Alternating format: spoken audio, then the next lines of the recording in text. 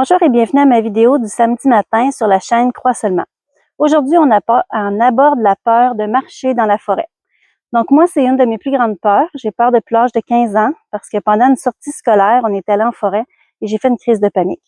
Je me suis sentie seule, isolée, c'était intense, j'ai cru que j'allais mourir. Depuis ce temps-là, je fais tout pour éviter les forêts. Bien que les forêts soient calmes et apaisantes, certaines personnes peuvent avoir peur d'y aller.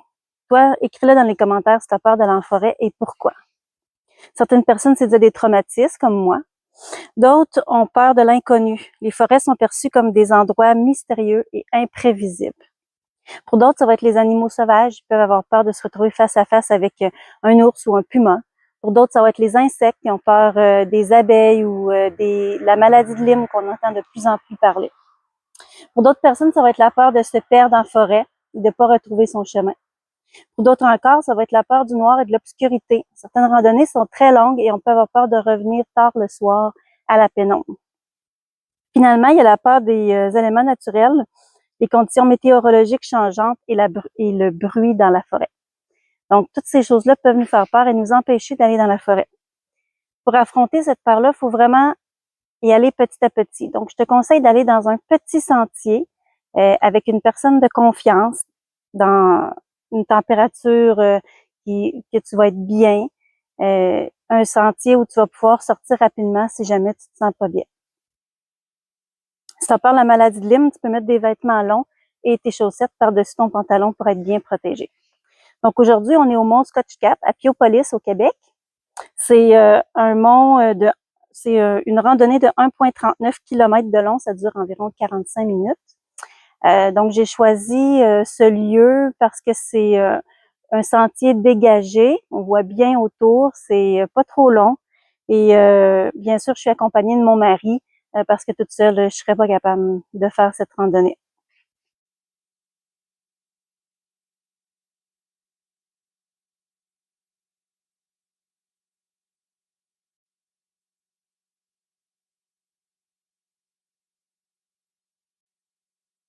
Bonjour, on est au plein milieu du mont Scotch-Cap.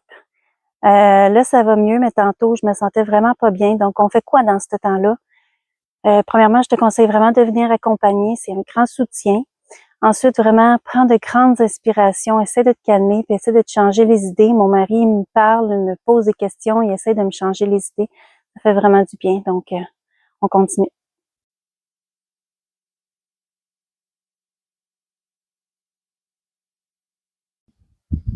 On est maintenant au premier point d'observation du mont Scotch-Cap.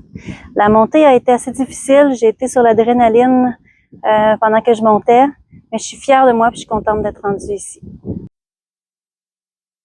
Ça, j'aime ça. Ça m'indique que je suis sur le bon chemin et j'ai pas peur de me perdre.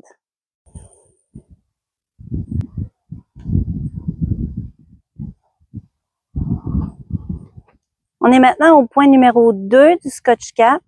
Je me sens plus détendue. Une crise de panique, c'est un peu comme une vague. Ça monte, ça nous submerge, et après, ça l'arrête. Puis là, la vague est passée, donc je me sens beaucoup mieux.